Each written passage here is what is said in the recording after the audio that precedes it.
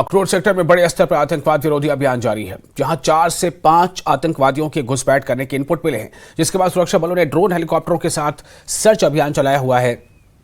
खुफिया जानकारी से पता चलता है कि पाकिस्तान में आतंकी संगठन क्षेत्र में शांतिपूर्ण मतदान प्रक्रिया को बाधित करने के लिए पुंछ और राजौरी इलाके में आतंकी हमले करने की योजना बना रहे हैं। इस इनपुट के बाद सुरक्षा बल हाई अलर्ट पर है।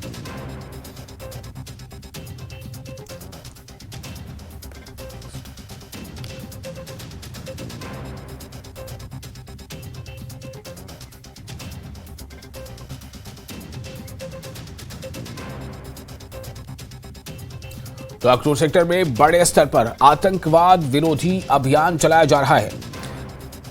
यहां 4 से 5 आतंकवादियों के घुसपैठ करने के इनपुट मिले हैं, जिसके बाद सुरक्षा बलों ने ड्रोन हेलीकॉप्टरों के साथ सर्च अभियान चलाया हुआ है। खुफिया जानकारी से पता चलता है कि पाकिस्तान में आतंकी संगठन क्षेत्र में शांतिपूर्ण मतदान प्रक्रिया को बाधित करने के लिए पुंछ और राजौरी इलाके में आतंकी हमले करने की योजना बना रहे हैं। इस इनपुट के बाद सुरक्षा बल हाई अलर्ट पर है।